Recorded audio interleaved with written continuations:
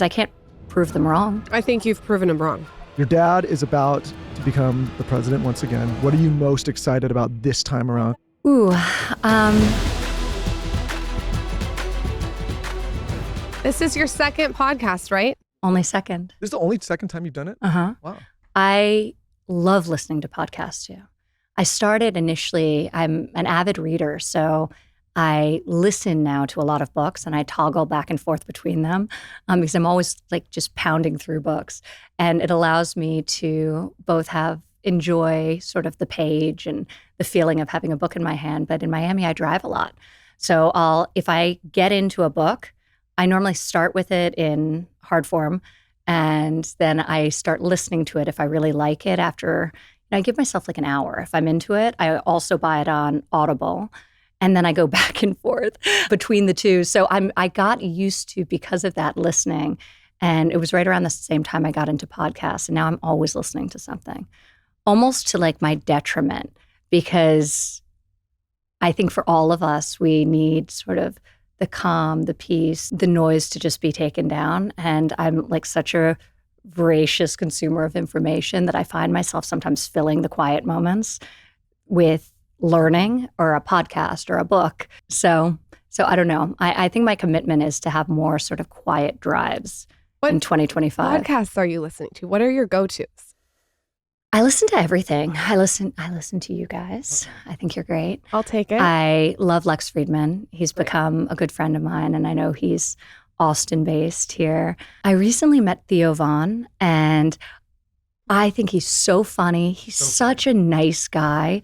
He's so sincere and curious. And I love the podcasts he does.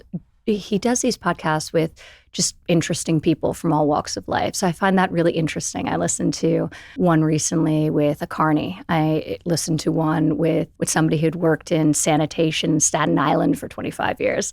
I think it's just awesome. So I like that a lot. There are a few business shows I really like. This guy, Patrick, has a great show. He just interviewed my husband, and it was really interesting. What's the And show then it's called Invest Like the Best. He has great stuff. There's another great one called Acquired I really like. That's a great business show.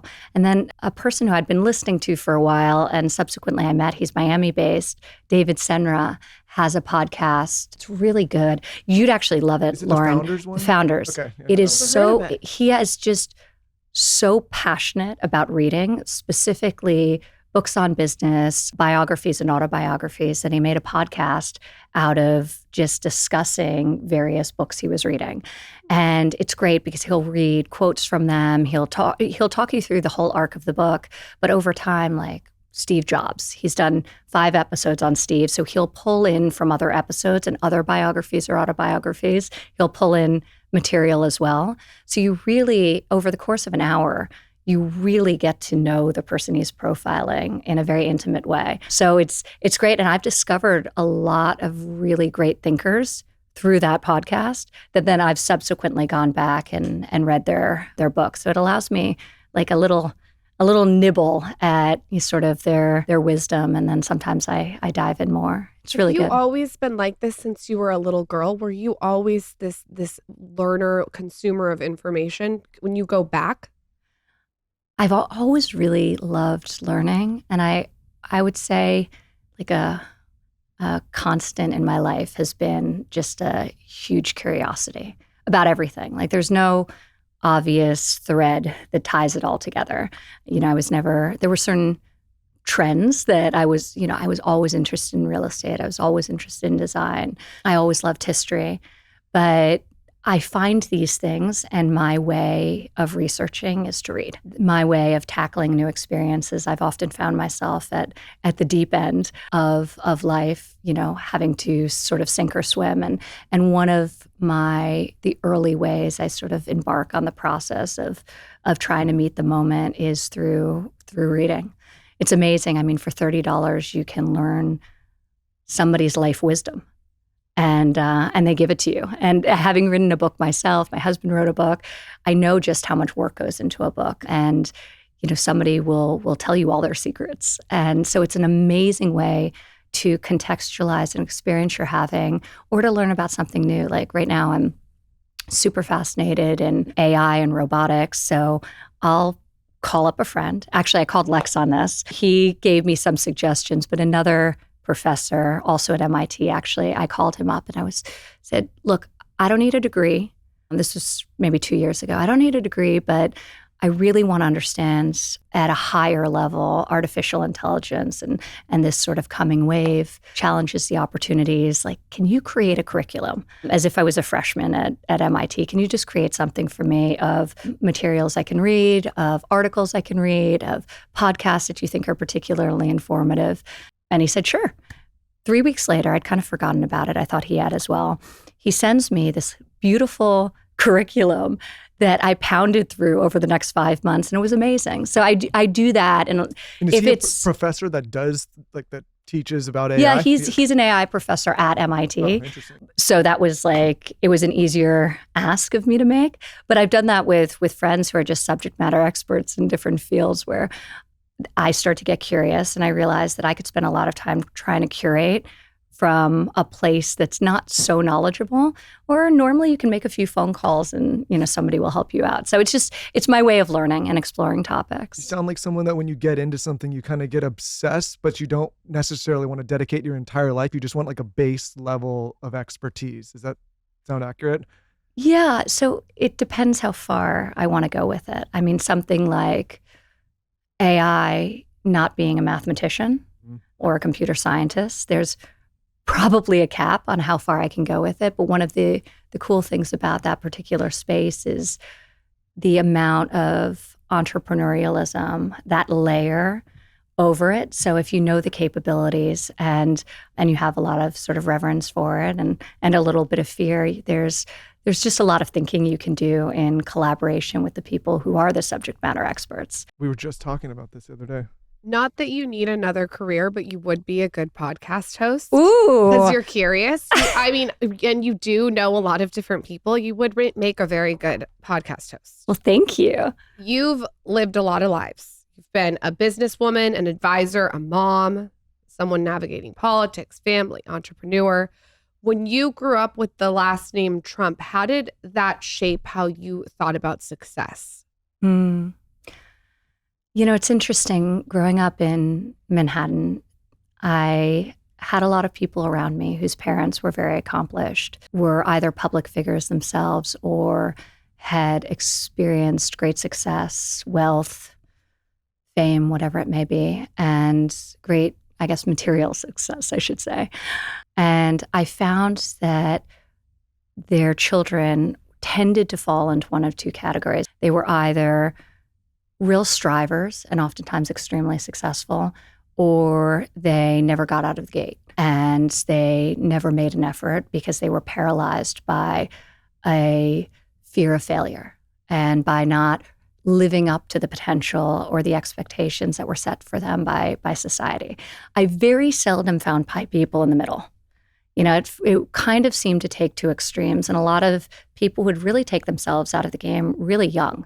I'd see it when we were in middle school and in high school. You could just feel that they were afraid. They were afraid of not living up. And I think seeing my parents, their passion, their energy, their commitment to their work, it made the prospect of sort of accomplishing things in my life and having an impact exciting and something that felt aspirational. It felt aspirational in our household. But I also just chose to take the natural sort of insecurity, fear, self-doubt, and harness it to propel me forward. And I see this in my daughter now. It's an amazing thing how nobody is going to motivate her more than she motivates herself. That motivation comes from within, sometimes to a standard where it borders on perfectionism, where I'm the one actually pulling her back from striving to be so good at everything. And so I think the best kind of motivation is that comes from within. And sometimes it takes a while to find it. Sometimes it takes just being exposed to the right mentor, the right teacher, the right path. But early on, I used all of the insecurity I had and the doubt that others would thrust upon me that, well, it's just because anything she accomplishes, it's just because XYZ. And I use that to really motivate me to work harder, to dream bigger, and to just go for it. Meaning like, no matter what you accomplish, there's always going to be some people that will say, well, because of who the parents were, or who your dad or your Yeah. mom was, they're going to say like that was easy or given or granted.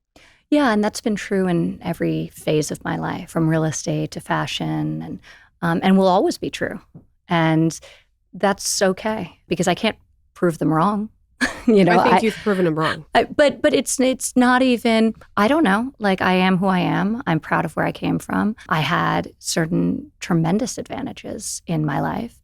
I've had some challenges in my life as well. And so these are all things I have to be comfortable with who I am. And I also, I think as I've gotten older and as I think about the lessons I pass on to my own children, there's like nothing out there. Nobody can validate you and nobody should be able to take you down. Like, that all has to also come from within. So I think most people's suffering comes from the need for validation of other people. Mm-hmm. And that's true in one's professional life as well. You have to be doing it for yourself and for the right reasons. Otherwise, I think there's a real ceiling on either where you can go, because nobody works harder than somebody who loves what they do.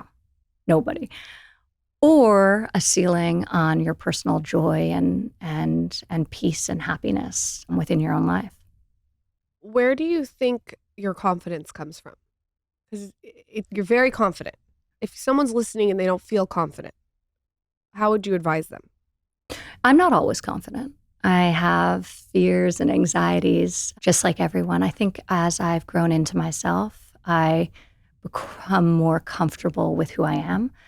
And I've adopted an attitude of, it just feels better to be me, than to try to be something else, even if people don't like it.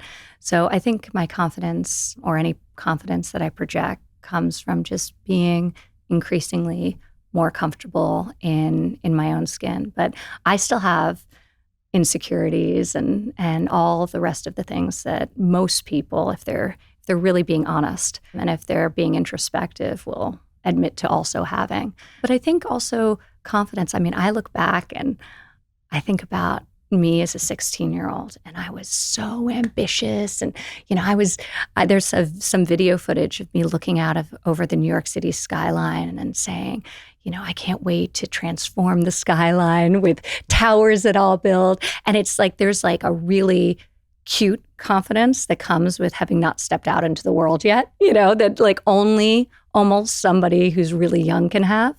And then there's real confidence, which comes from accumulated experience, hopefully combined with success, right? And like that, you can't, like, I look back and I was like, that's really sweet. Like, that's super cute. I see it in my kids, the confidence that's just like being young and being totally unafraid. And then, I think you learn lessons in life, and even those small wins, like some of the best things that ever happened to me were some of the victory laps. And I'm sure you both have experienced this, that now you look back, you're like, I'm not even sure if that was like a real milestone, but it felt so good to like, slay some task or perform beyond your expectations. And you get a few of those and get going, and the momentum is incredible. Well, I think I was fortunate. It sounds like you were fortunate as well. And so was Lauren, that we had parents that really encouraged us. Yeah. We know people that have had parents that have done the opposite, where they kind of like say, maybe that's too much for you. Maybe you can't do that. You had two powerhouse parents that I don't think a lot of people realize they worked together on a lot of things. Yeah. When you think back on their relationship and your upbringing, what lessons of all the things they've taught you, both your mom and your dad, what are some of the biggest lessons each of them taught you? Wow, so many. Starting with my mother, she really was this unbelievable role model for what a working woman could be. Almost in mythological terms, she was impossibly glamorous while also being a working woman at a time when there were many, many more barriers, much higher expectations for both her in a boardroom context, much less forgivable absences for a school play or a doctor's appointment, but also a working woman at a time when, other mothers would often look down on that. So she was straddling challenges that feel familiar to many of us, but in a different way because it was a different time. And she really showed me that I could pursue my dreams and be in a professional capacity and be a great mom. I used to go to her every day after school, and she was the CEO of the Plaza Hotel, the iconic hotel in New York. And I'd go with her on walks, and it was literally like a more well-behaved Eloise at the Plaza. I'd run behind her and just watch her do her thing. And my father was the same. There was never explicit instruction. I kind of wish I'd gotten a little bit of that, What do you mean? Sort of sitting me down and saying, this is how I like to be. This is how I conduct myself. Did you notice this? It was purely observational. So they never jammed it down our throat, come and work with us in this capacity. But if we were curious and if we were interested, they would always want us around. So I would spend my weekends on construction sites, just trailing behind. And you learn a lot like that. But I remember my mother, her attention to detail is second to none. It was amazing. And you could see that in the way she carried herself and moved through the world, but also in the development projects and construction projects she managed and later on oversaw. I remember once when I couldn't have been older than 6 or 7. And part of me thinks that this isn't even a real memory, that it was a dream because it's too fantastical. But I remember going to visit her at the Trump Castle, a casino in Atlantic City that she ran. And we walk into the lobby, and as casinos have, they have, the whole ceiling is covered with chandeliers. And we get on the escalator, and she points one perfectly lacquered finger up to the sky and doesn't even tilt her head, at least in my memory, and says to the general manager, there's a light bulb out. And I'm like, whoa. And I'm like, and I look up and it's more lights than there are stars in the sky. I'm like, that's funny. Where? Which one? I'm like, is there even a light bulb out? That's funny. But that level of crazy detail was my mother. Well, She's also so funny too. There was She's so funny. I feel like there was this energy where she didn't take herself so seriously. Oh my goodness. Which was she's so glamorous. She doesn't take herself so seriously, but then she's such an editor and curator. She was probably very disruptive for all these men. Oh yeah. Oh, I can imagine. Well, I told you. It's not uncommon because I developed quite a number of buildings myself. It's not uncommon to have generational people in the trades that I'd meet a grandson I'd meet somebody on a job site who was the grandson of somebody who'd worked with my grandfather, whose father, typically, seldom at the time mother, worked with my mother. And I'd hear these crazy stories about how they'd hear her feet on the concrete slab that had been poured 3 days earlier. She'd hear the heels and know she was coming. So she was just a remarkable person. But I think to your point, she was very funny. Yeah. I mean, one of the most underrated things about my father is his sense of humor. I don't think it's underrated at all. I think he's one of the funniest people are starting to get it. For a long time, people didn't quite get it. I got it, but my mother was exactly like that. And she made him look PC. So she was it was a wild household I lived in, but she would say exactly what she was thinking, always, much to my chagrin as a child. So. Why I believe you is I told you when we spoke on the phone that we have a mutual friend with Nikki Haskell. Oh, yeah. And she sings your mother's praises. Yeah. And she was telling us these stories years ago about how your mom would be in business settings and in the casino and how she was the detail person. Yeah. And she would recognize every small thing and couldn't Everything. get past. Yeah. Everything. And you said this, in thinking about that detail, in some ways over the top glamour, she was glamorous in the way that the times were, the 80s, the 90s, the sense of humor. So I think a lot of that was her rebellion against the austerity of her upbringing. And she left only when she was in her early 20s. So this was really her whole childhood. I mean, she was in Prague at Charles University during the Prague Spring and the uprising. She was skiing at the time, and she'd come back from ski meets. The only people in communist countries who are really allowed to leave the country are athletes. So they allow them to go and participate in competitions. And so she was on the then junior national team. She would tell me how she'd come back after a ski race from Austria or wherever they had gone. And she had to first, before going home, check in at the local police department where they'd interview her for 2 hours about her experience. Did you like the food? Did you like the culture? Did you like the clothing? Testing to see if she was a flight risk. So she couldn't like it too much, but she couldn't be blasé about it to the point where they would know she was faking.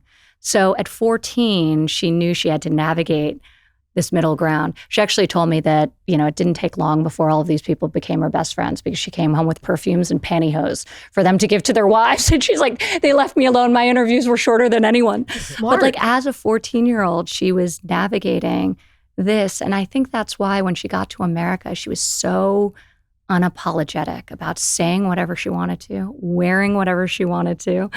And I think she really, really reveled and embraced that freedom.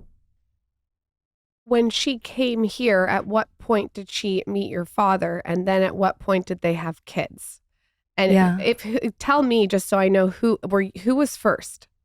My older brother, Don. Okay. So I'm the middle child. So how did that meeting go?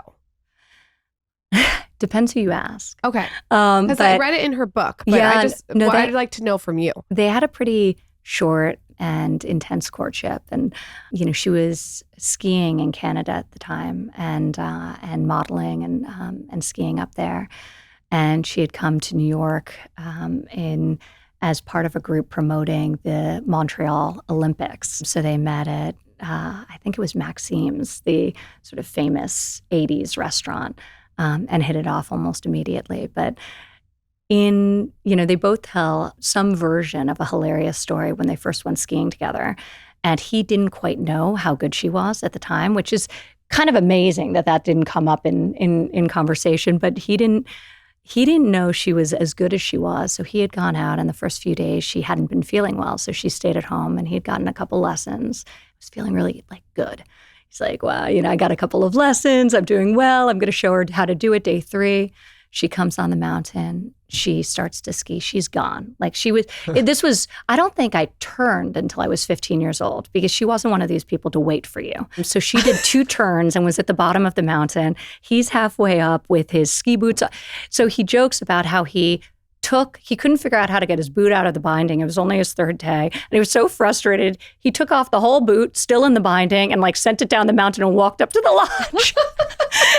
And it took him another 3 months before they skied together again, or another season, whatever it was. But she was very athletic. Very, very. Her father was also a great athlete. He taught her how to ski. At a time, they had no lifts, so they'd have to carry their skis on their back between each run. They'd walk up the hill.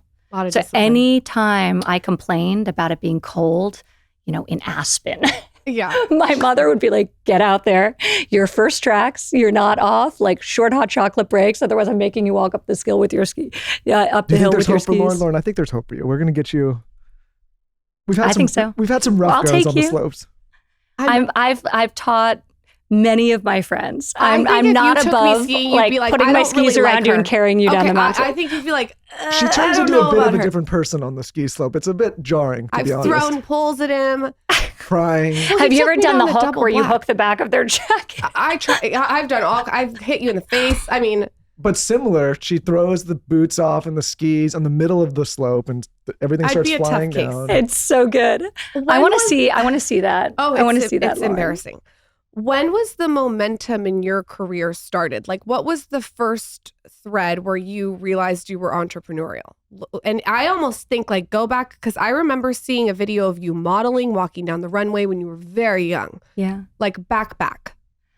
It's always been really core to me. I was always conceptualizing the businesses I would create or dreaming of the buildings that I would build. It actually was more rooted in real estate early on in my life, but I always had, something I was creating and selling to my friends or solutions I was trying to provide for them. So I would say it's always been since my earliest memories. That's always been a big part of my life. And, I find innovating to be really inspiring. I like problem solving. And I think when you're building businesses or you're sort of putting yourself in a space where you're identifying solutions for problems that haven't been devised yet, it's just fun. Like you can do, and I think of stuff all the time that I'm never actually going to do, but I feel like it creates a certain flexibility to your thinking, and it's a good skill. I play this game with my kids all the time, where I'll ask them, if you could invent one thing that doesn't exist, what would it be? And I get the funniest answers. It's fun because they really they have just with my son Theo, it's always something relating to football. So, but it's cute to see sort of what they see as sticky points in their own, lives, and the sometimes really almost comical and sometimes brilliant solutions they apply towards it. Our son would just bring back the dinosaurs. That's all he would do. That's right now. I've spoken to a few companies that are basically seeking to do this. Uh-oh. They're creating through DNA. They're bringing plants and animals back from extinction. This is actually happening. I feel like if they bring back the friendly they're ones. doing it with a woolly mammoth and a dodo bird right now. That sounds like Jurassic Park. It's wild. And I feel like we've all seen the movie, so to speak. You really have to be careful. We've seen the Terminator. We've seen Jurassic Park. We know what could happen here. So. Your company that you launched a while back was incredibly successful. And I told you this on the phone. I cannot believe how entrepreneurial you are. How did you have that idea and how did you put it into action and execute it and make it so successful? It actually arose pretty organically. I met my first of 11 different partners in my fashion and accessories brand on a real estate deal. He also was in real estate, but his primary business was fine jewelry. So we started talking about, at the time, how there was really no retail experience for self-purchasing women. And so many of us didn't want to wait for anniversaries or Christmas or Valentine's Day to buy ourselves a bracelet we really loved with our hard-earned paychecks. So we started talking about how we would create an experience that really catered towards that working woman who was a self-purchaser. And that was the beginning. And it started with fine jewelry, and then we launched footwear, and we had some great shoes. It is not uncommon for me to have 3 people stop me in a day and tell me that they've resold the shoes 10 times because they miss them so much. They were chic and comfortable and accessibly priced and amazing. And then we went into apparel, and we did some great dresses and coats and sunglasses and fragrance and handbags and the whole gamut. So it grew to be a very big business, but it really was just a response to a need that I saw in the marketplace. You'd look at what people were wearing during the workday, and it was super non-aspirational. Nobody was snapping a photo of their the outfit that they were wearing from Ann Taylor going into the office. And nothing felt multidimensional. So, I wanted to have a dress that I put on in the morning, that I could drop my kids off at school in, that I could go to the office and feel confident and look professional, and that afterwards I could go on a date with my husband, or be sitting on the floor of, my kids' room playing something that could take me through the day and help me feel confident in all of the dimensions in which I existed. So we set out to do that, and it was great. It was like lightning in a bottle. We ended up growing the business.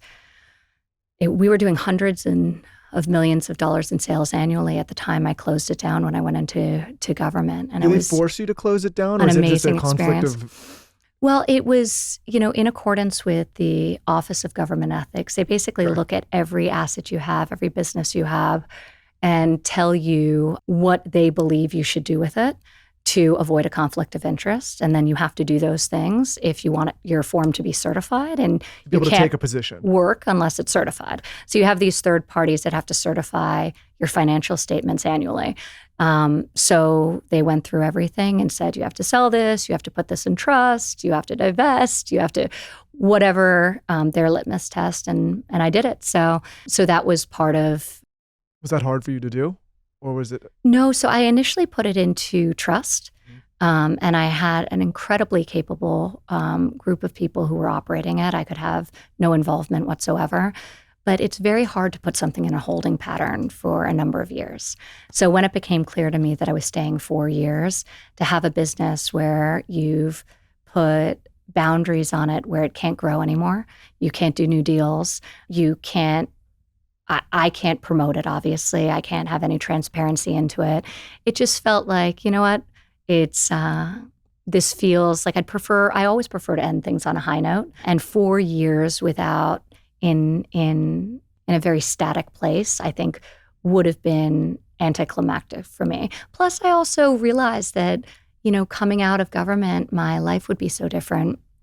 And I'd want new challenges. So, I'm always looking forward. That was an amazing phase of my life. And, at the same time I was building that business, I was spearheading most of the major construction and development projects we had at the Trump organization. So I was redeveloping the old post office in Washington, D.C., which is an iconic and beautiful asset right on Pennsylvania Avenue. I was rebuilding. I had bought and was spearheading the redevelopment of Entrepreneurial in Miami, Florida, which is hundreds of acres right in Miami. It was 5 golf courses. We sold one of them, so now it's 4 and over 700 hotel rooms. Soup to nuts redevelopment. So I had a lot of different things on my plate, but going through 4 years where I had to completely separate from my life, including the city I grew up in, New York City, everything. It's this interesting sort of wall that you have to create. When you come out, suddenly you're like really untethered. And for me, it was a time of amazing introspection rather than, I think, the tendency to just like go back to what you know and reconnect old wires, rejoin our family business or relaunch something I'd previously done or anything. I really took a lot of time to think about, okay, what have I learned in the last few years? What did I learn during that period of time? What am I most passionate about? And what do I want this next chapter of my life to look like? So it's really been a time of prioritizing my curiosity and thinking forward while simultaneously just going super deep with my kids, because I recognize they've always been my top priority, but my time in service was really challenging to find a balance that worked well. 2 parents serving in the West Wing and for you did 4 a years. lot of service. I think people don't realize how much service you did. Yeah, on that thread, you and your family have always had a public platform, and I remember used to watch you on The Apprentice back in the day. But when your dad became president the first time, what was that shift like for you? Because I imagine that overnight everything kind of changes. Where you always had the public kind of platform, but now it's a much different kind of platform. Yeah, very different, extremely different. And it was also a very emotional time. So people were sort of processing the experience for the good and for the bad, and in very individual, unique, sometimes highly counterproductive ways. But it was a time of extraordinary personal growth for me and learning. I had been exposed to extraordinary things in business and in travel and in life, but there are communities that I never would have visited. There were issues that I never would have internalized and understood, people I never would have met. So I really think in retrospect, I was able to break free of a bubble that I didn't even know that I was in, of the sort of Upper East Side of New York. Can you give us a specific example of something that was really like crazy for you to see while you were in office that you helped with? Maybe it's some initiative that you worked on? Yeah, I think there's a big misunderstanding of the role that you played in the administration the first time. Maybe not a misunderstanding as much as a misconception and maybe a lack of knowledge. Yeah, so, the way I viewed it is you have, unlike what you're building here, where you build for longevity, you have a finite period of time to have impact. And you think about that every day. And that's part of why the balance is so hard, because it's sand through an hourglass. So when my father was elected, I had no intention of serving. And he came to me and my husband, and he asked for us to go with him. And this was not what I had set my life up for. I loved the life I was building. Our young family in New York, I had an 8-month-old son when we arrived in Washington, and 2 children not that much older.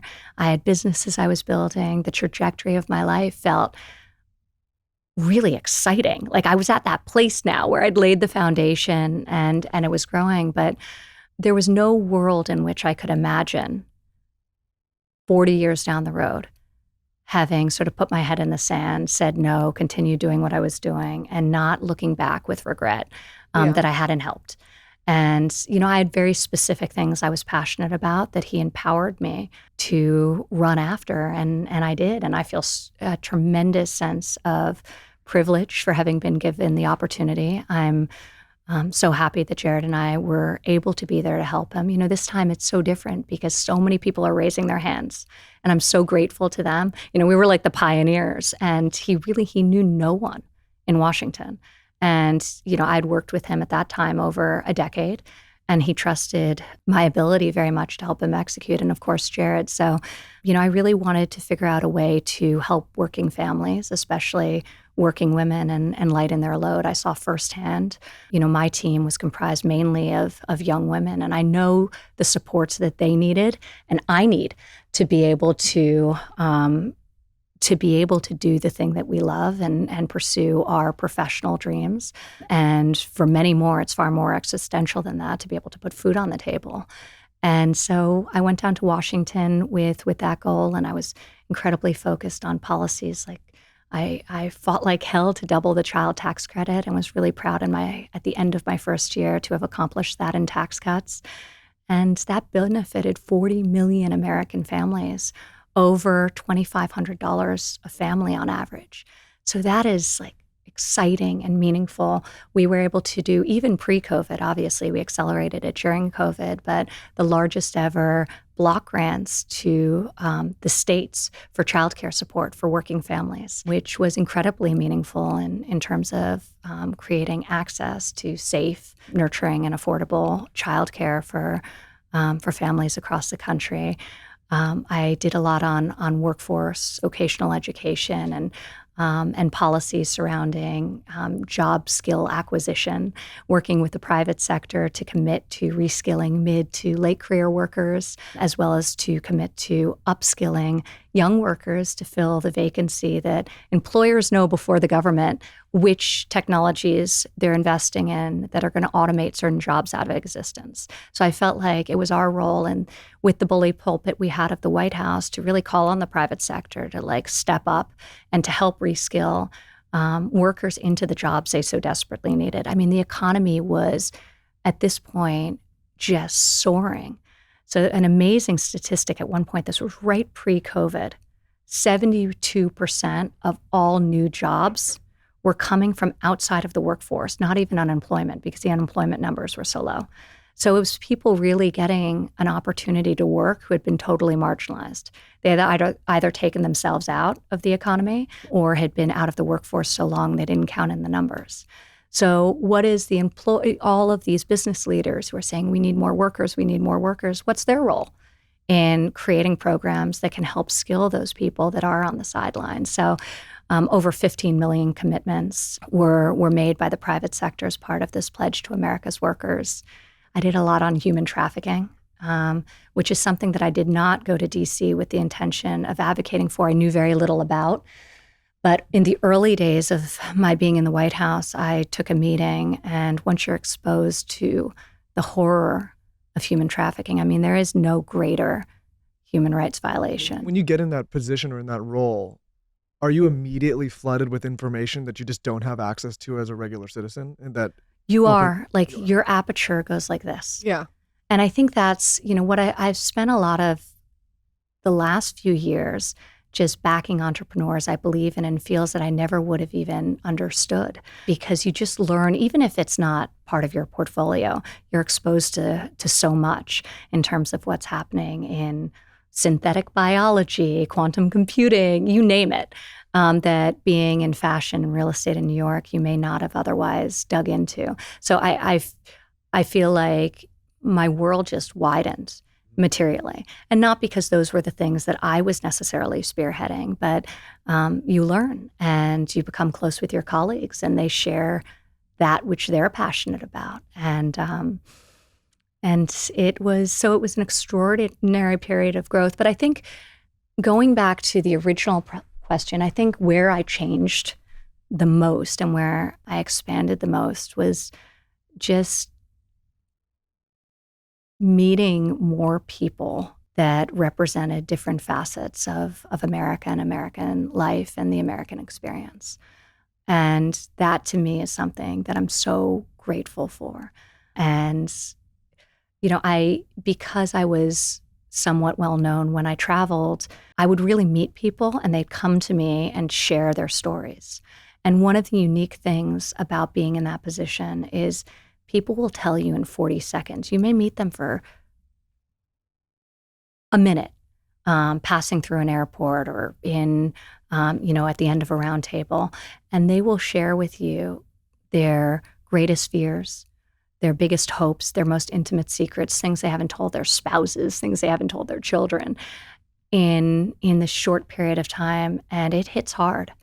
And it, I think, I think first off, being a parent makes you more empathetic. It should, at least, I think. But this really opened my mind in a tremendous way. You mentioned that you worked with your father before the White House. What are the traits that you and Jared bring to your father that complement his?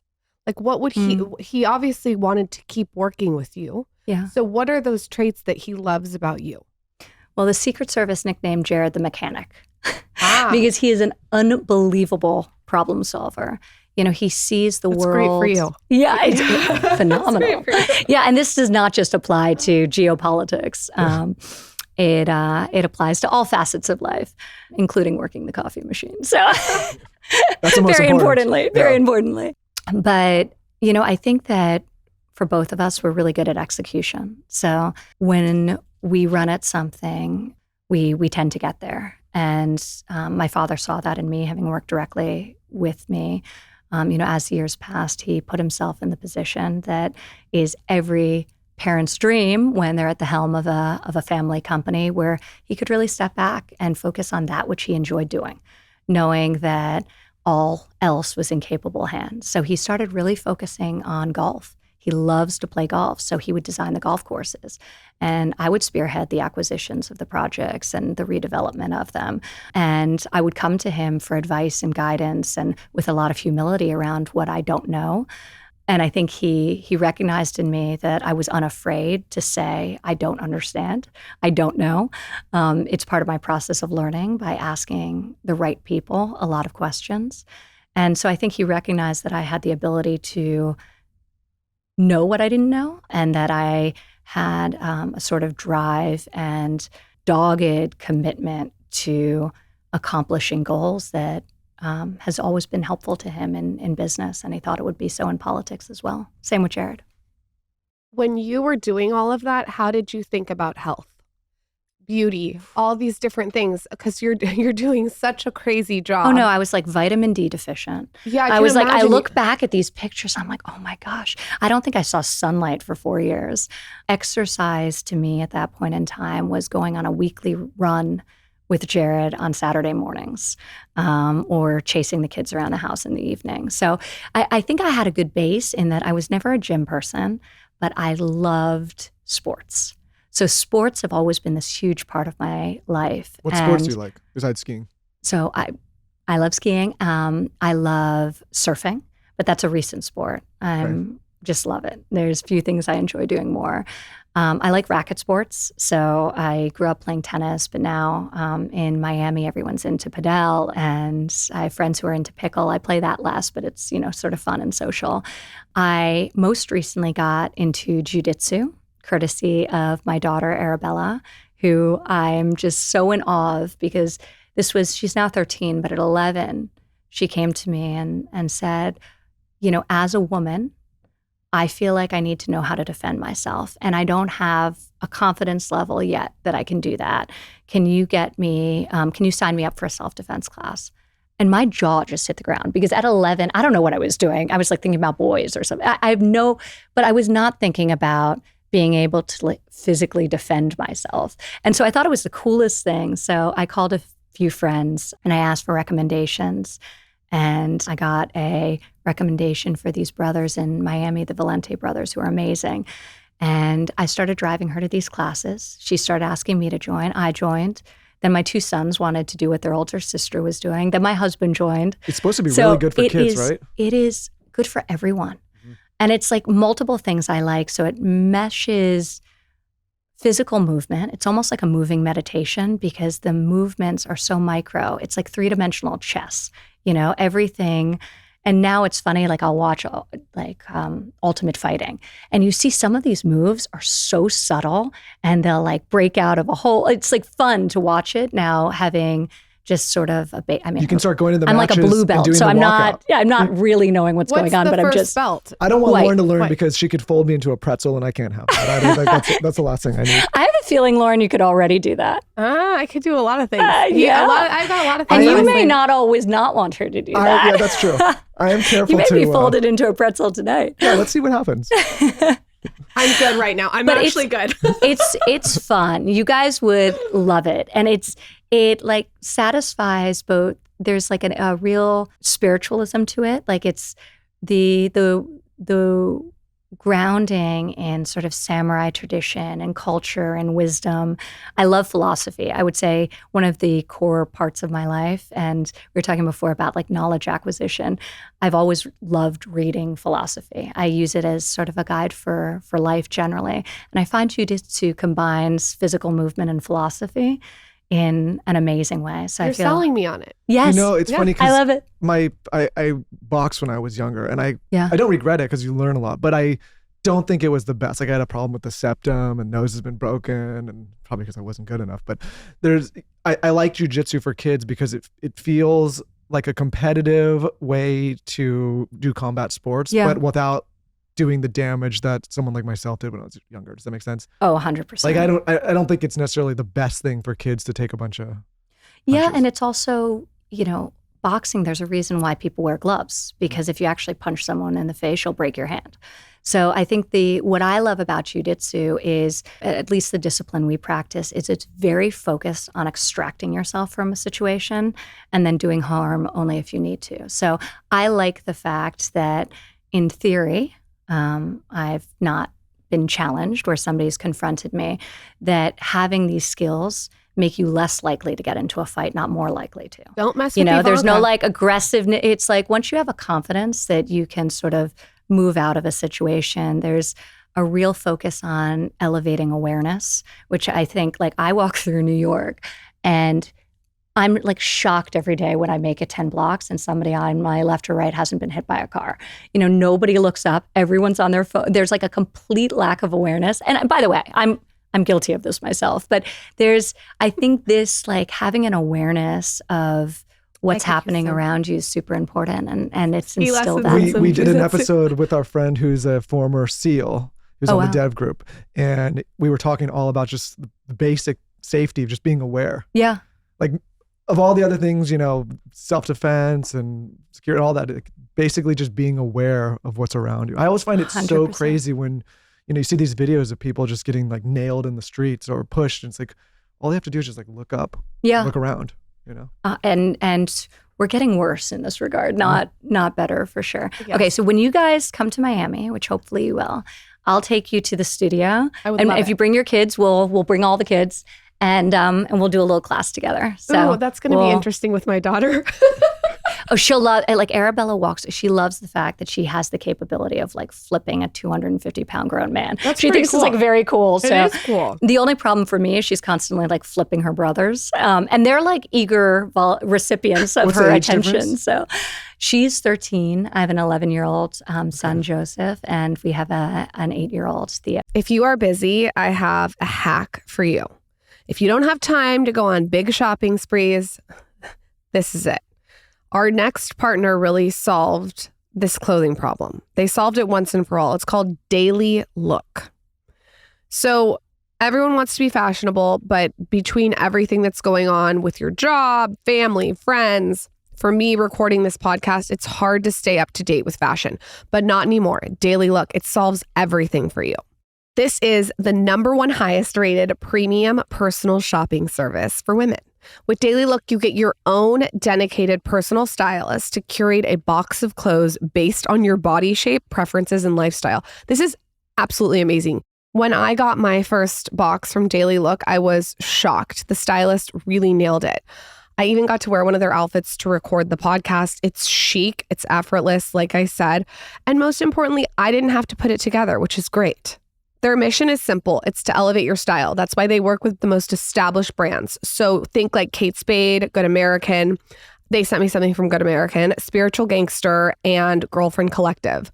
Daily Look has sizes for almost everybody too, which is great. It's time to get your own personal stylist with Daily Look. Head to dailylook.com to take your style quiz and use code SKINNY. You get 50% off your first order. Once again, that's dailylook.com for 50% off. And make sure you use our promo code SKINNY so they know we sent you. One last time, dailylook.com, promo code SKINNY. Quick break to talk about YNAB. It is a new year. Let this be the year that you have financial freedom or start working towards financial freedom. There is nothing worse than taking your hard-earned money and wasting it. You put so much time and effort into earning money, you deserve to spend it without stress or second guessing. With YNAB, spelled YNAB, you have a life-changing app that helps you do what you want with the money you have. You'll create a flexible plan for your money through the simple practice of giving every dollar a job, keeping you focused on the life that you want. Whether you want to cover your mortgage or fund a 401k without sacrificing dinners with friends or that long-awaited trip to Greece, with YNAB, you'll stop wondering where your money goes and start deciding where it'll take you. There is nothing worse than being financially stressed and not knowing where your money's going, how you're saving it, how you're investing it. YNAB can help you do that. 92% of users report feeling less money stress since using YNAB, and the average YNAB user saves $600 in their first 2 months and $6,000 in their first year. Imagine what else you could be doing with another $6,000 in your pocket.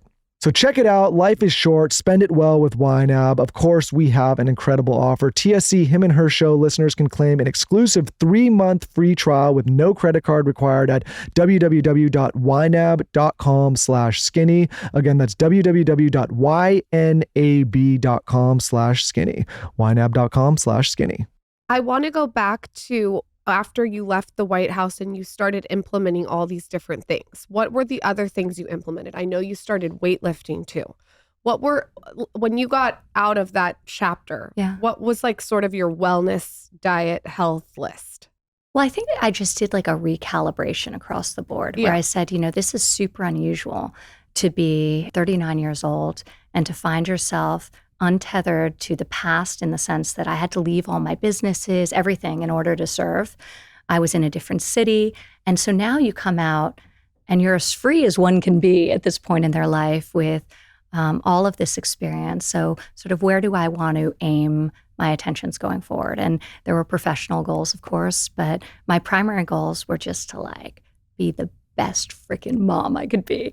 Every time I had to miss something, I'm like, I will never let this happen again the minute I leave the White House. It's hard. And so the demand was so high when you were there? It's hard. And I did the best I could. And I think I was there for all the really critical moments. But, you don't want to miss the small ones either, And so I learned through that process. And part of the reason, the main reason I am not going back to serve now is I know the cost. And it's a price that I'm not willing to make my kids bear. Have people given you pushback for that, for not coming back? Oh, I get the question a lot. And there's also like a lack. There's both people I served alongside of and also people who are just incredulous to how could you not, which to me, it really feels like it's very easy to make a decision when it aligns around your core values. And my highest, most core value is family. And my kids were much younger, so it was easier to not be present. But when you have kids that are teenagers, about to be teenagers, your physical presence matters so much. It's crazy and so that I'm you not have to willing justify it to people, to me. Well, I don't, because I just tell them like, that's them, not me. So I feel super great about this Well, I think decision, people can empathize with the price you have to put on your children and your marriage and your family to go back, and you've already Yeah. served, and your kids And that's are why I'm young. so grateful for all the people who are serving, because I know how hard it is and how taxing, and every one of them will do their best to balance it all. But it is hard. There's another element though for me. I love policy and impact. I hate politics. And unfortunately, the two are not separable. There is a darkness to that world that I don't really want to welcome into mine. To some degree, I'm, at the center of the storm because my father is about to be president, but it's a very dark, negative business. And some people love like the gladiator aspect of it, the fight that was never me. I really did love the impact, especially as time went on, and it wasn't theoretical. Like people would walk up to you and say, the child tax credit, or the fact that I was able to advocate successfully for getting paid family leave for our federal workforce, the largest employer in the country, or the first national paid family leave tax credit, or things like this that people benefit from, and then they tell you that. And it feels really good. But I also now recognize like there's so many ways to have impact. I mean, most of the compassion work happening in the world is being done outside of government.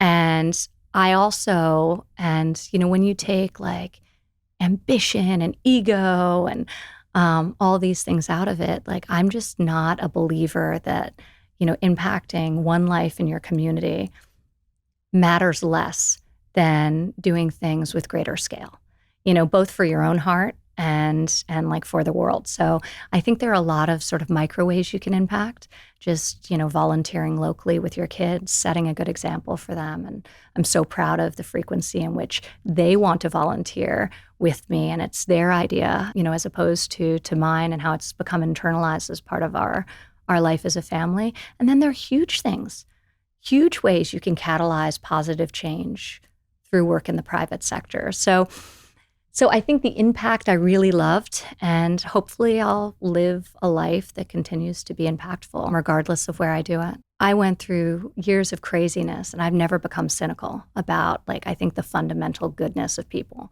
And I really do think most people are good people who want to work hard, provide for their families, live a good life, have peace and calm, make a positive contribution. Like that is most people. Yep. I think just for a while we weren't hearing from them.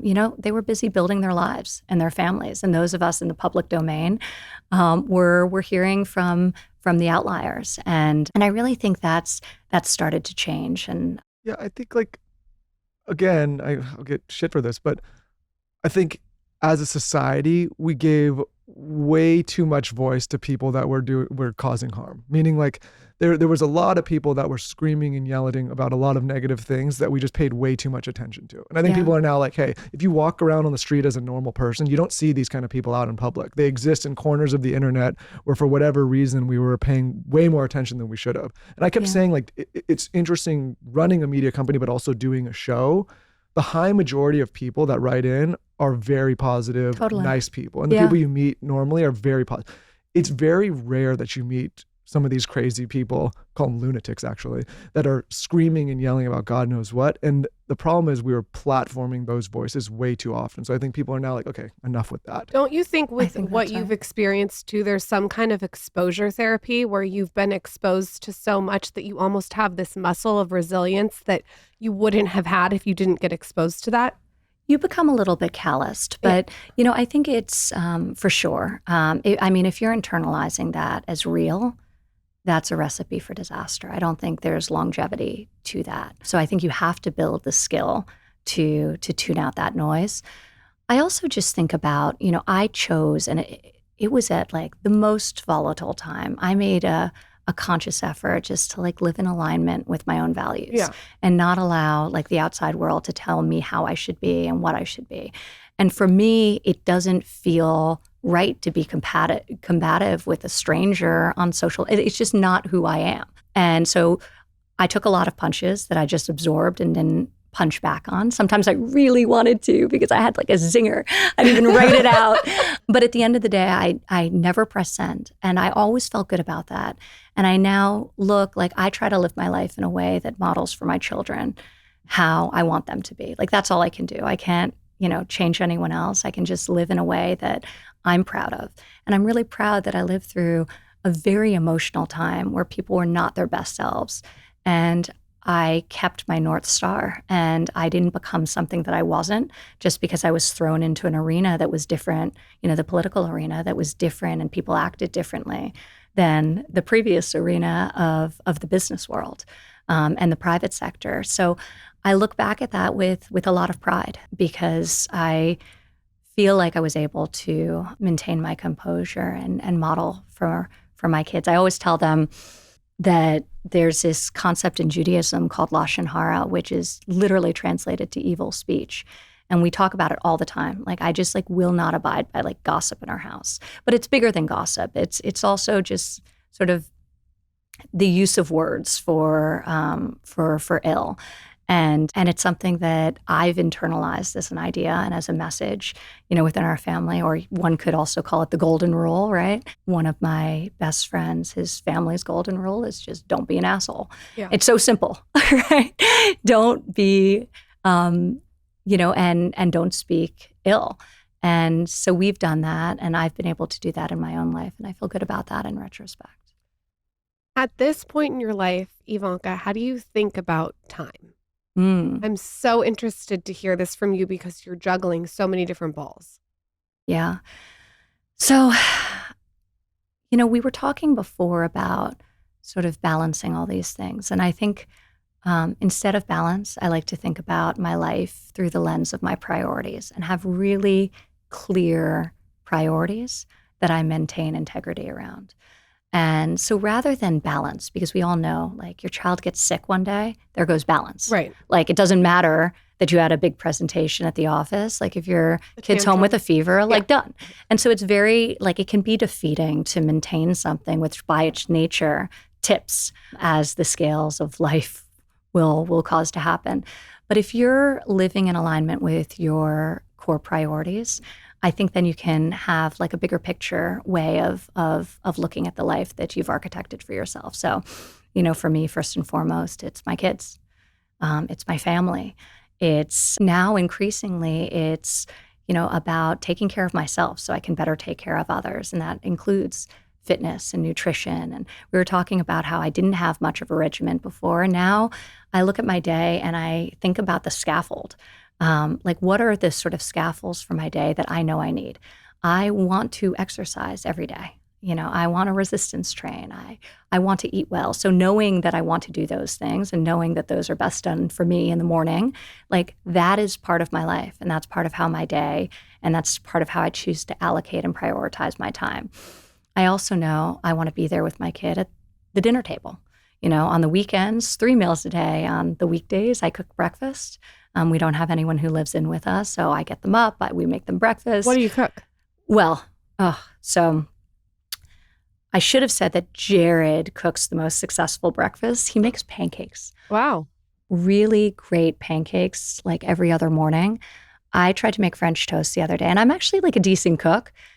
But because he was traveling, I don't know if you're experiencing this yet, but they can be brutal to me when I don't do something as well as their father. So my kids just looked at I tried to make this French toast, and then I was getting my son's lunch ready. I forgot about it. It burnt.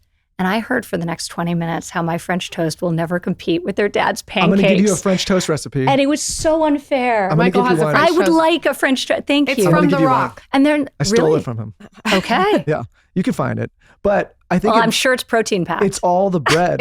No, it's not actually protein packed. It's the exact opposite. It's not. It's his cheat meal that he does. Okay. But it's the bread that matters. You have to get, that's the main thing. It has to be a little bit stale, a few days old, right? Yeah, let it sit out for a little bit. What I've always been so how long do you soak for? Because this is a big thing. We had a debate with the kids, you don't want it to be soggy. but you need to be soaked enough that it goes through. That's why you got to get the brioche, and then I'm sure people are gonna love this. And then you put it in and you flip it once, twice, and you give it a little squeeze, and then it kind of absorbs, and you get throw the it edges. right on. Yeah. I don't overthink this like this. You guys should see me make French toast. It's pretty efficient. I think every dad should know, like, at least a pancake or a French toast. I have a buddy, this is too much information, that he'll even bring a girl on a date, and if it goes well and she's there the next morning, he'll do a buckwheat pancake. It's always a hit. So if you did the buckwheat pancake, that was good. So if they get like the oatmeal or the blueberry, it's like... If you don't get the buckwheat pancake, it's probably not going to... it's not going to last. So, oh my gosh. There's somebody out there listening who like had a buckwheat pancake this morning and is like, I wonder. But yeah, I think you could do the same thing. So you cook sometimes for your kids breakfast and it's French toast. What are you eating for breakfast? I've got a shake. I'm like sort of a morning alchemist. I've got all these things that I've been told over the year that are good. She's going to make you give the I details. Throw them in, and it's. I would say it's a living organ. It's like a work in progress. So, I learned recently that creatine, which I had been dumping, and sometimes I make it the night before because really, like the morning, we're like fast and furious. I get my kids up, and we have a half an hour to get them all up, for them to get dressed, for them to come down, for them to have breakfast, which we're making before I drive them to the bus. So it is like when people ask me about my morning routine starts after I've dropped the kids off. Okay. Like I'll brush my teeth before them, but it's really like I wake them up, run downstairs, and then while something's cooking, I'm like doing cleanup with like the inevitable 1 or 2 children that decided not to get out of bed the first time I came a-knocking. So mornings are super chaotic, and they go to the bus so early that it's still quite early when I get home from dropping them off. So that's when I'll work out and I'll do things for myself. I'll actually drink the shake that I've made for myself. What's in the shake? Creatine, we got to know the shake. So a lot of protein. Okay. So I try to get, I think something that has been a massive change for me since I moved to Miami. I started prioritizing exercise, and initially that took the form of yoga and Pilates and these things that I'd done at various points in my life. But now I had the ability, because I was on my own schedule, to make them more consistent and a more regular part of my life. So I started doing that. And then gradually I started doing more resistance and weight training. And that's when I saw a massive difference. My whole body changed. But that's when I really noticed a massive change for me. And my body composition fundamentally changed. I got stronger, I got leaner, and I could kind of get away with it because I'm really tall. So I could look lean even if I wasn't strong. And yoga and Pilates, while I enjoy them a lot more, to be honest, than resistance training, I was not able to develop muscle through them. And I really needed this. And I don't know if it's because I'm tall. I don't know if it's, but it's... no, everyone needs to resist. We it's talk been about it a life-changing. lot. It's like, it's one of the biggest topics on this show is incorporating resistance training, especially as you start to age, because you got to keep the muscle on. And really basic stuff, like I'll look in the gyms and people are doing incredibly complicated things. I found what works for me is like the simple stuff, like pushes, pulls, hinges, deadlifts.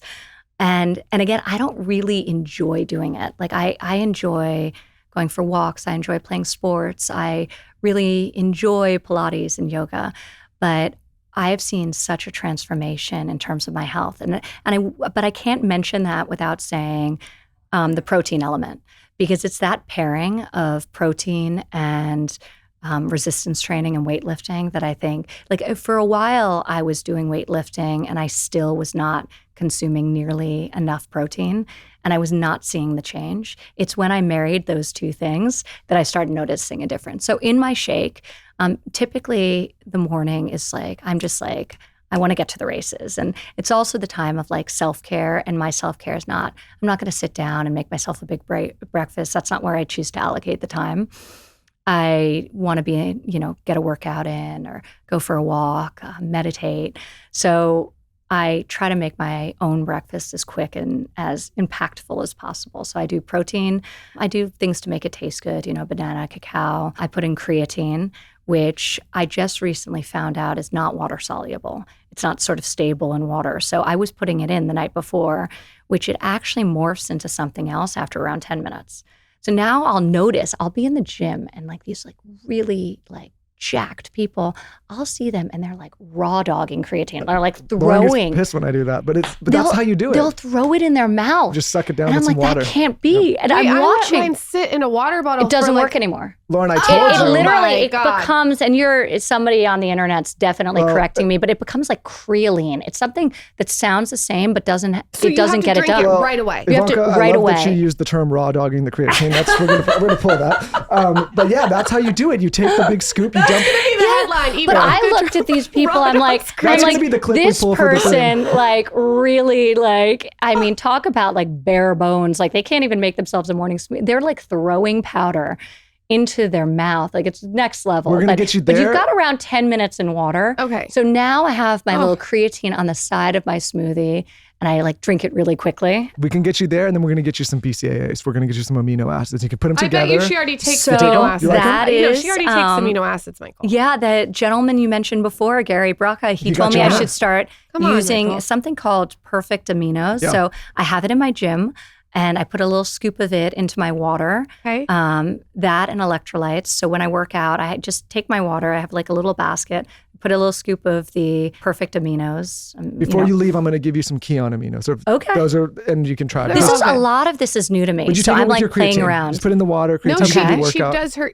No, you have to do it in 10 minutes though. Yeah, but She does it but in you her can put the smoothie. aminos in your like water, whatever, for Yeah. when you're training, and you drink it throughout. You'll feel really good.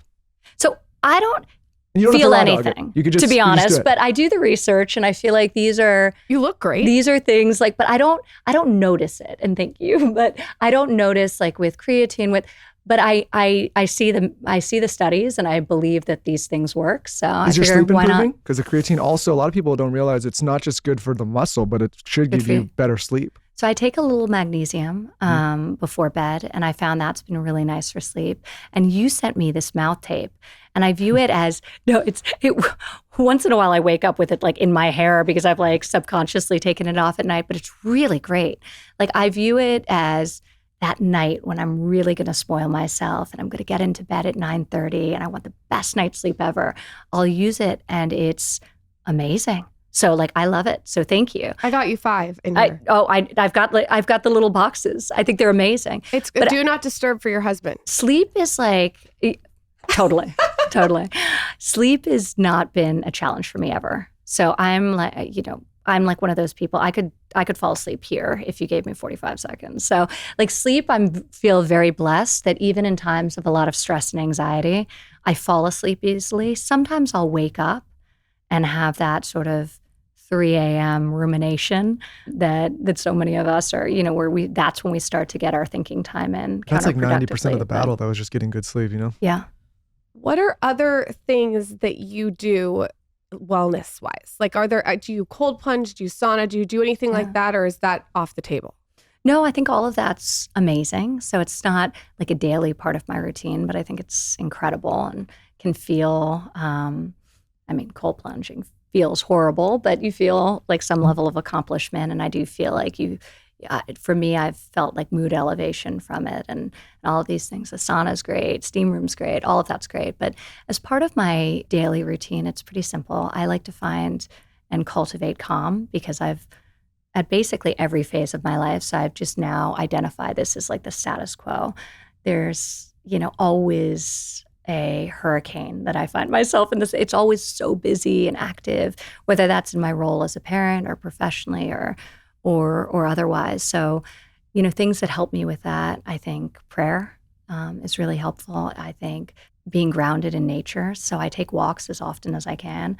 I was mentioning before that I love podcasts and I love audiobooks, and I actually make an effort when I take a walk now not to take my phone with me and not to listen to something, because I really just want to sort of be with myself and reconnect. And, when I'm in beautiful areas, in Miami, I love to walk along the ocean. Sometimes I'll wear a swimsuit under my clothes. I don't get out of the car. And after I drop my kids off, I'll drive to the beach, totally empty. And I'll jump in the ocean as the sun's rising, and it feels so good. So little things like that like tether me to nature are really important. Meditation I've been doing for years. Is there a certain one? I've kind of tried a bunch of them, and I view them all as like quivers in my arsenal, right? Like at different times, they do different things for me. So I initially learned transcendental meditation with a gentleman named Bob Roth, who is amazing and a dear friend. And we'll still sometimes do it even with each other telephonically or when he comes through town.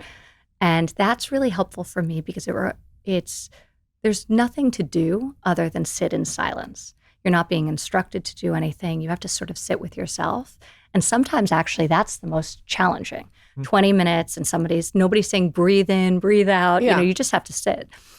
So a lot of times I return to that because I think the discipline of not doing something is very good for me. I've tried Qigong, which is like a moving meditation. I've tried breath work. I have a friend, Lucas Mack, who's amazing. Him and his partner, Helly, do these incredible breath routines that can be really centering and grounding, yoga nidra. So this is when I talked about before, like I get curious about this too, like different ways that I can sort of physiologically control my body and control my mood and control my nerves. And I think all of these different things serve a purpose. So I don't view it, I go in and out of different practices, but I view it as just tools I have for whatever moment I'm facing.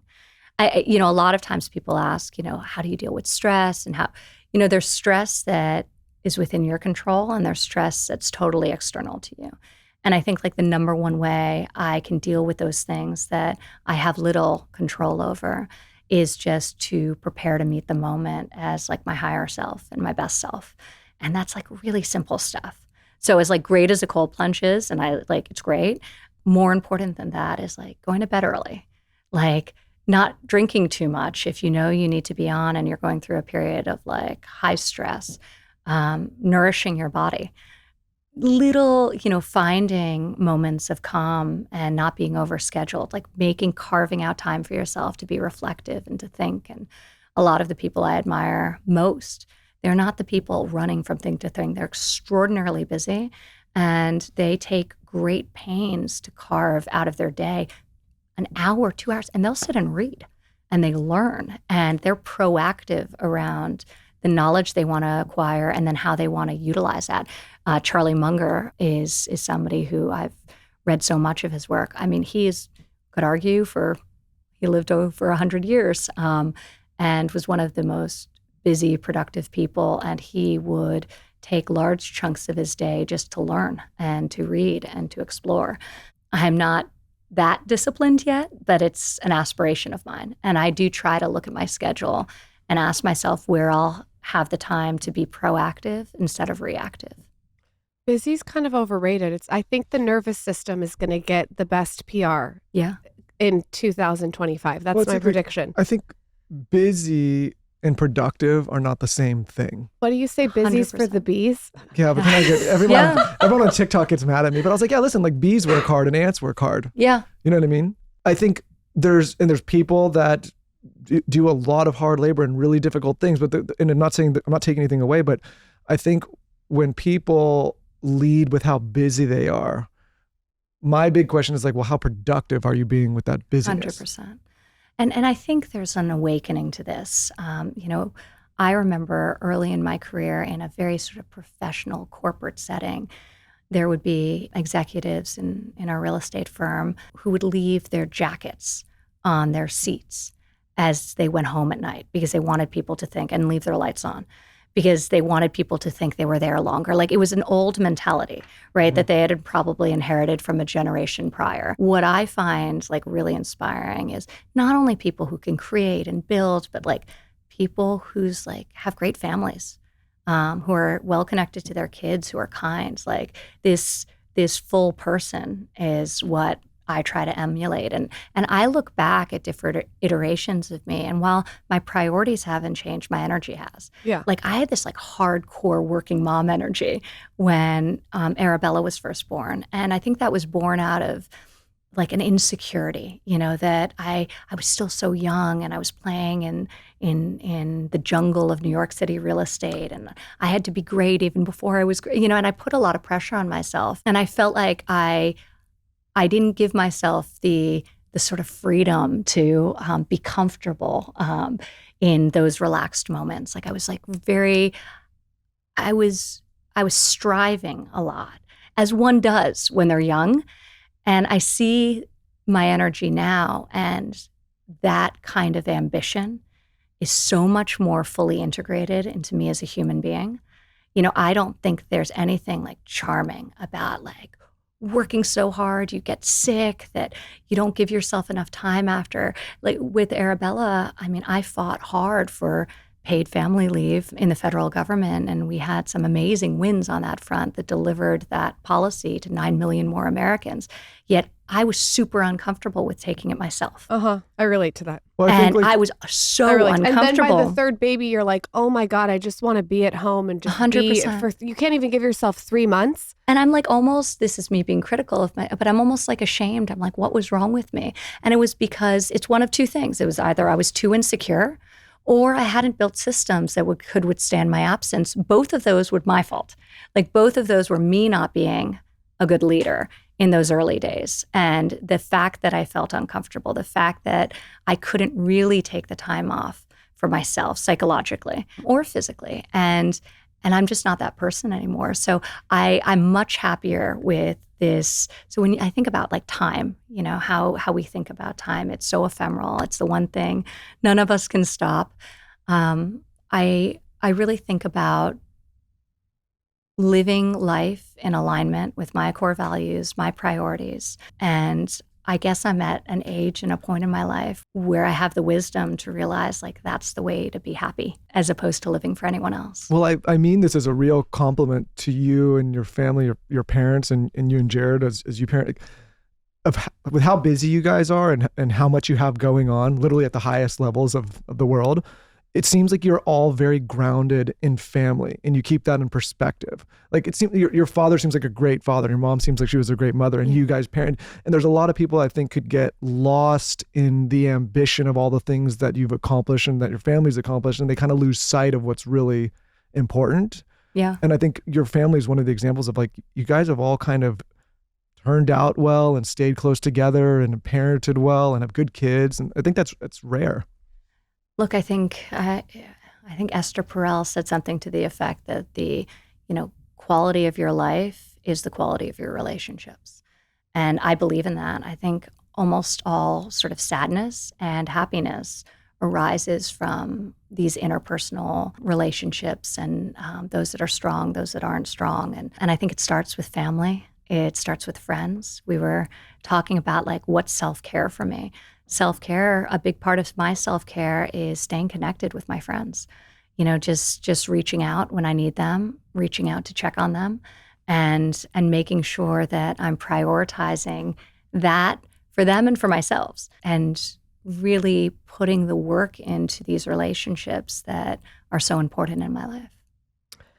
I bet that it's difficult at times when you have friends for them to be able to relate to what you've gone through.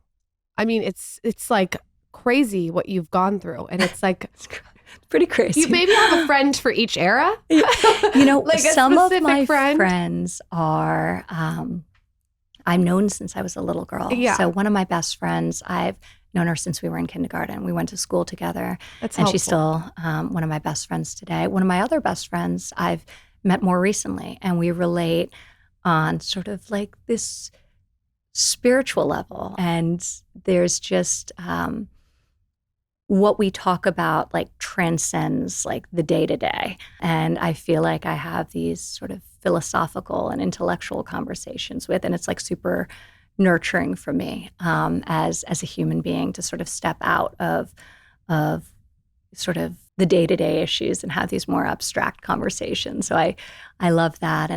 But yeah, it was interesting moving to Miami, because when I moved from New York, which had been my home base my whole life, I lost a lot of family support system. Jared's parents were really involved. They would take turns walking our kids to school on the days we couldn't do it. His mother used to fill our refrigerator. For the first 10 years we were married, she'd go on Costco runs to New Jersey. And I'd get a call once a week being like, I'm going to Costco, what do you want? And some of my friends would be like, do you find that annoying? Is she overstepping? I'm like, I love it. I don't have to drive to Costco. Yeah. It's great.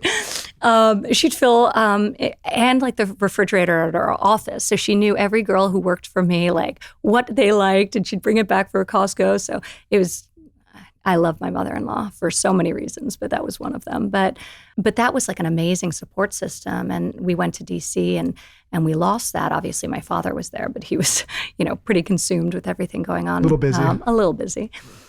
So that was interesting. On the friend front, I made these amazing friendship sort of forged in fire because you're really like being thrown into a lot of intensity. So you really see who will be with you in a foxhole. Did you have some that pulled back? Like, did you have some friends that had been with you before the presidency that kind of like leaned out a little bit? Well, I had, I basically told a lot of my closest friends when I went to Washington, I'm going to have the bandwidth for work and for family.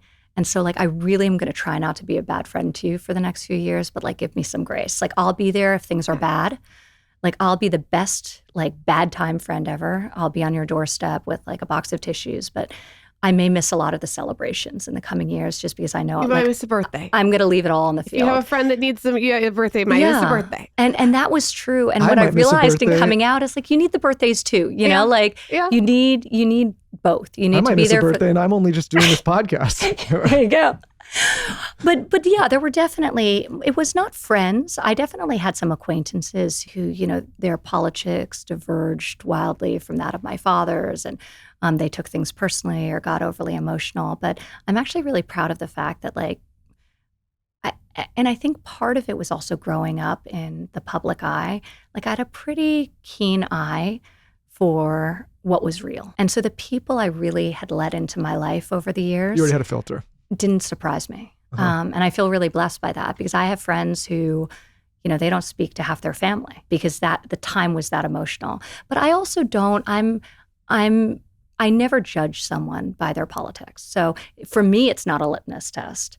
So I would expect that back from you. So I have friends across the ideological spectrum, and I view conversations with those who disagree with me as an opportunity to learn.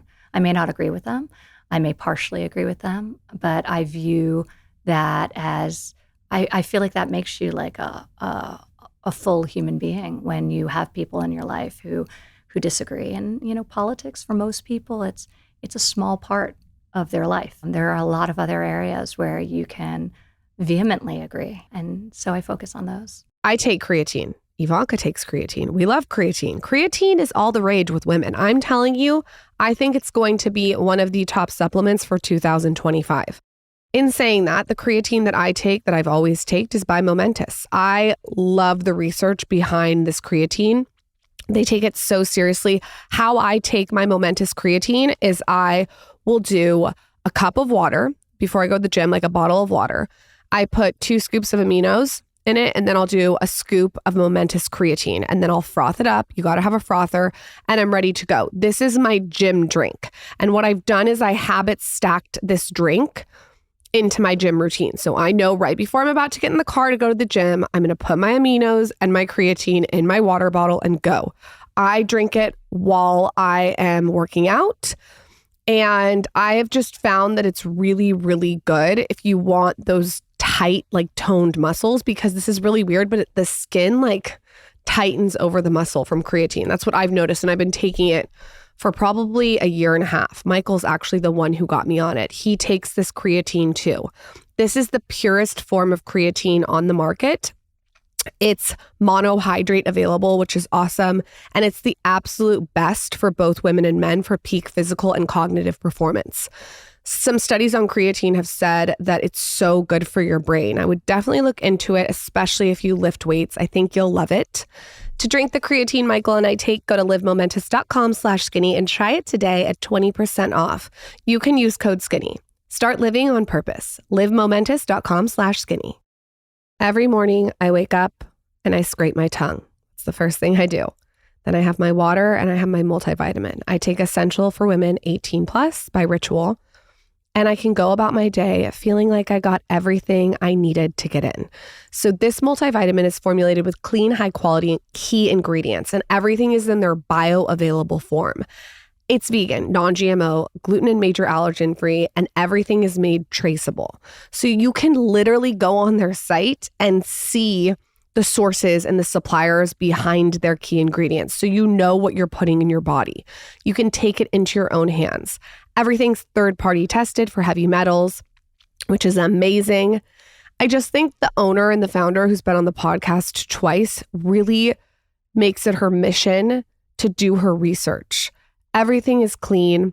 They also have a bunch of other options. So if you're pregnant or you need postnatal support or fertility support, they have it all. They have even a stress relief.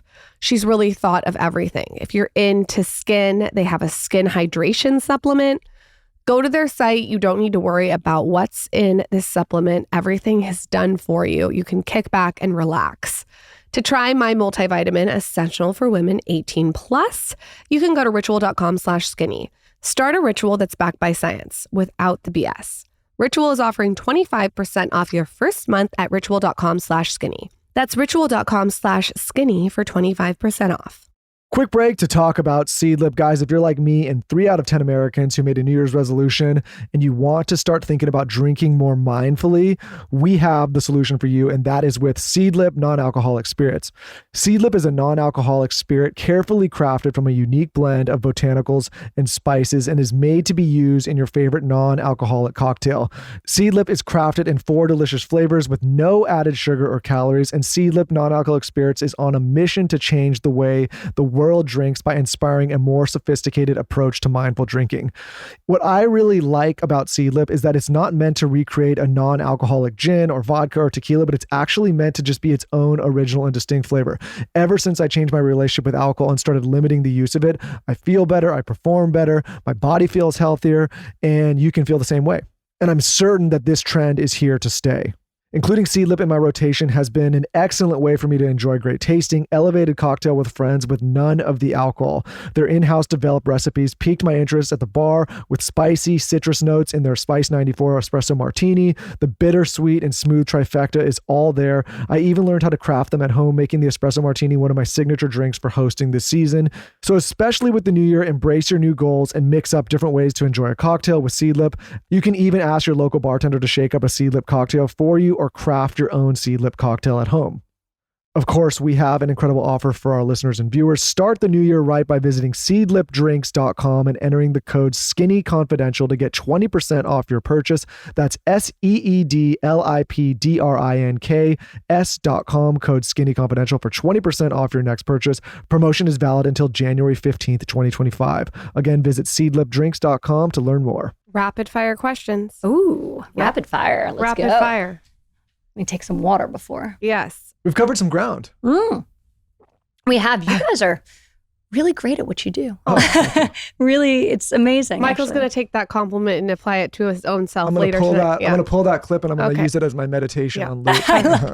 Exactly. Your daily affirmation. Well, I'm sure you've been told it I don't know. before. It's going to start with the raw dog and creatine, and then just saying you're really good at what you do. It's going to be a loop. No, you're like amazing. Thank Obviously, to be in this business, you have to be a great conversationalist. But I feel, and this has been true when I've listened to the interviews you do, I feel like you allow people to show who they are and you're curious to get to know them.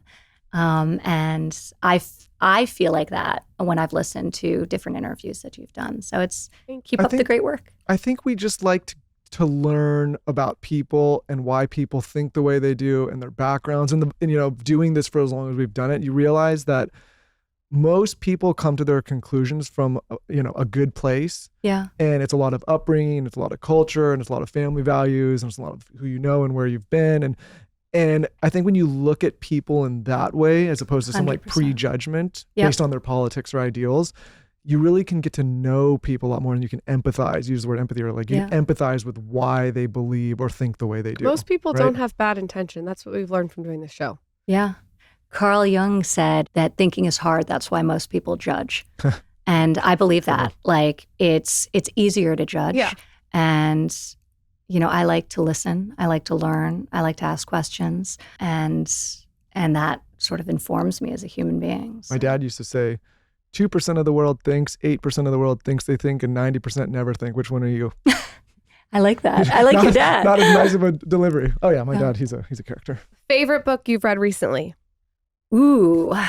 Oh, recently. That's helpful. So right now I'm reading something which is pushing it for me. It's outside of like my normal genre. It's like a cyberpunk sci-fi book called The Diamond Age that a friend recommended to me that's, you know, rather different. I actually recently reread sort of sci-fi as well, Hitchhiker's Guide to the Galaxy, which is a blast. So I've been on a little bit of a thread here, but I'm enjoying it. I recently reread Jitterbug Perfume, which I think I sent to you. You told me to read. Which is just such a wild ride. I love mythology. It's just such an amazing story.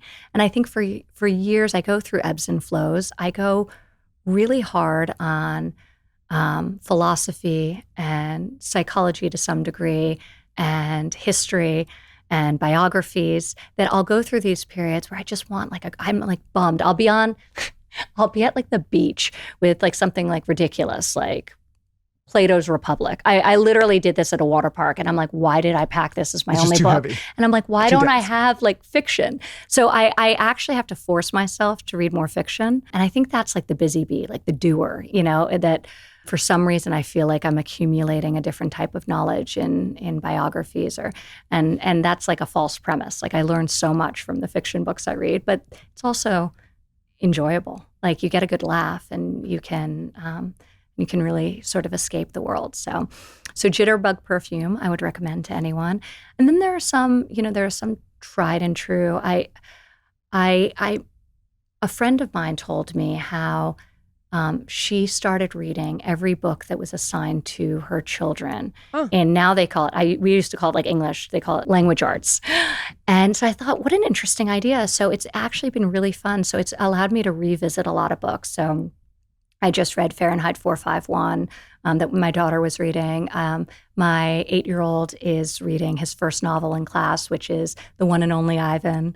So that's been really fun because then at the table I can ask them specifically and I remember it, not just like in broad brush. It's really interesting and I learn what they like, what they don't like. So that's been you can test them. Really interesting. You can be like, chapter 7, what happened? Exactly. You remember The Outsiders? I'm rereading The Outsiders. I never read The Outsiders. Oh my God, I read that and I was like, okay, it's leather jackets and slicked hair. That's maybe what it is. I just read The Animorphs with my son, which They're is they morph. Yeah. Yeah. I remember reading those as a kid. And so there's like a whole series. So we have this funny bedtime routine. My daughter at this point just like wants her space. Yeah. My middle son, he wants like a good cuddle with his dog. And my youngest son, he just will like milk it for, if I gave him 3 hours, our bedtime routine would be 3 hours. I love that. My umbilical cord needs to be connected at that age too to my son. Oh my God. It's he's so independent. He's my most independent because he's our third, but he's also like our most like cuddly and like he's like he quite literally is our youngest, but he still has like his bed's full of stuffed animals and every night we choose which stuffed animal we both get to cuddle with while we're reading. There's like every time I go on a trip, I bring back a new one. So it's piled up. We have all of these different things that I bring back or Jared will bring back from travels that we have to do as part of a routine. So we have a Tibetan singing bowl. We have these like chimes from Bhutan. I picked up a bell at a wedding that I went to in Mexico. And, I say, whenever you hear this noise, it's me loving you. And so he like rings it when I'm not there. And we do this after reading. We say our prayers together. And then I do the chime. I've got this like leaf thing, all of these wild little like noise things. And they're all piled up on his bedside. And we go one by one and do this routine, and it takes a long time. And some I would nights live it I'm up like, until he wants to stop. I mean, they want to stop at some point at 13. No, we're not at 13. We're not going to 13. Yeah, you honestly, like, you wish you could make it. I would fucking get in bed with my son at 30. But you were going to like maybe like 13 for a boy. You don't want to be laying in bed with your 13-year-old boy. Well, that's one of like the most interesting things about kids. Like, I feel you see in their eyes, like when you're in that age. How old are your kids? They're 4 and 2. Well, our daughter's turning 5. Okay. So you're going to start to see with your 5-year-old when they start to internalize like the messages of the world around them, both your expectations, society's expectations. And it's like really interesting because it starts to happen, I feel like most around like 6, 7, 8, No. where they become self-conscious, how they look, hugging you in public, what they are saying. Like there's nothing more amazing to me than when a child says something completely embarrassing, because they don't care. And they're not trying to embarrass you. They're not trying to hurt you. They're just saying exactly what you had said 5 minutes earlier or what's on their mind. They're not self-conscious about being loved and hugged. And as they get older, they start to, sort of have this imprint on them. So for me, what I think about a lot with all of my kids is how do I maintain this? And, obviously they have to be growing. They can't be naive to the world, but there's something so pure about just being. If my daughter stops hugging me in public, I'm probably going to cry. For sure. It'll happen probably for like a moment at least. Do you remember what we were doing at 13? You can't be laying in bed with our son at 13. Let's not tell Ivanka what we were doing at 13. I have to put a foot down there. No, I was probably right there with you. Like I said, we've covered a lot of I don't know. ground. We'll compare notes later. Wait, I have this is the two more scandal rapid fire section questions. of the rapid fire. Your guilty pleasure. Ooh, does it have to be one thing? No. My guilty pleasure. Maybe this is a notes comparing session later as well. I would say, I would say, obviously they're like boring answers, like certain types of food and that I love. It used to be like really bad reality television. That's mine. Housewives. So it became a problem though, because we don't have a lot of TVs in the house. And we have basically like 2 and one's in the bedroom. And my husband would lose his mind. He'd come in and he's like, I can't hear that. Like, turn off the squawking. Like, he would really. It's annoying as a side sound. If you're not an active participant. It would drive him crazy. He's like, I feel like. He would say he like feels himself getting stupider. So he'd make me, and it was this whole thing. I'm like, why can't you just let me watch my show? So I kind of have stopped doing that. And I actually say, and it's not like guilty, it's kind of nice, is I love like that time after your kids are in bed and you can like just take a minute for yourself and like there are creams involved and face, I love that. It's not like a long nighttime routine, but whatever it is, it feels like really good. And that's been kind of like the substitute for me. That's my last and final rapid fire is what are your beauty tips? What are the creams you're using? What are the makeup products that you like? What are your go-tos? So I have been using this makeup product from Estee Lauder since I was like 14 years old. And it's a concealer that it's just, and basically the tube is this big and I've probably only gone through 3 bottles. Like this thing lasts forever, but it's amazing. So I love that. It's called Maximum Coverage, but I don't wear a lot of face makeup. So I'll use it a little bit under my eyes, even like when I don't need to. It's just such a part of my routine. I don't love so much foundation or things. I prefer to focus on skincare rather than makeup. So I like a good mascara, especially when I feel tired. But I feel like when my skin looks good and feels good, I feel good. So that's where I'll prioritize. And I love like serums and moisturizers. And right now I'm using something called sea buckthorn oil. Okay. And it's just very moisturizing and I love it. I am addicted to lip moisturizer. So I always have to, like wherever I go on my bedside table, there's a lip moisturizer. My favorite one was by Glossier, thebomb.com, and they've changed the formula. So I'm like on a mission to find the original. I have a few bottles left that devastating for Glossier. Honestly, my daughter walked in and it was like she had found like gold. She had 2 bottles that she had found like somewhere in her room or one of her bags. And she's like, look what I found, Mom. And Somebody over there is going to scramble to get that old formula back. This is my recommendation, Lawless Lip Mask. Okay. I feel like it's similar. It's like a lip mask that you wear. I just like feeling hydrated. Yeah. So everything, like some people, don't like that. I really like, especially at night, feeling moisturized. So I like the thicker moisturizers. I use MBR moisturizer. I'm a sunblock fanatic, and that's one thing that I'm just, so I have sunblocks for every occasion. I have, the heavy sunblock when I'm out doing water sports or surfing or, doing something in like the hot Florida sun during peak hours. I have like that heavy zinc one that your face looks all white and even, with the best formulation, it's horrible. That's good though, because then people won't recognize you and come up to you at the beach when you're trying to have your meditation. There you go. Yeah. There you go. It's a great so way. put on zinc. But the Alt-MD is pretty good for that. So I like that. And then I have the thinner ones. There's this new sunblock called Nuda that I love for just more daily wear. You gave me one that's amazing with the caffeine in it. So that's a great sunblock. I have sticks. I have it all. You're So a sunscreen. sunblock, I'm pretty nuts about that. And I think living in Florida, that's especially true. Quickly, I got one more. Oh, and one other product that I fell Yes, in love with please. recently. A girlfriend of mine came out with it. It's called Gentil. It's a lymphatic drain. It's like a body lotion. And that's not an area I always use drugstore products. And this is it's relatively well priced. But it is so good and smells so delicious. It's a Brazilian formulation that it's amazing. It's beautiful. And we both like Isabella Grootman's jewelry. I'm We wearing love her ring. You were wearing that really pretty, I think it was emerald ring. Yeah. Isabella is a dear friend, and she's Pretty an jewelry. incredibly talented Yes. jewelry designer and clothing designer. So. Yes, I just had to shout that out. I know it's not beauty. What is your one last rapid Last fire? one, and I know we got to get you out of here. We all got to jump. Your dad is about to become the president once again. What are you most excited about this time around compared to the first that's a time? good question. Yeah, Yeah. man. I mean, listen, Sorry, I'm more curious about the cream. Listen, not to say I'm not. I'm like, it's been years since I've been asked about moisturizer. That was great. I had to Sorry. remember. Did take a mental note about the body cream for myself. yeah. But I figured I'd end with this one.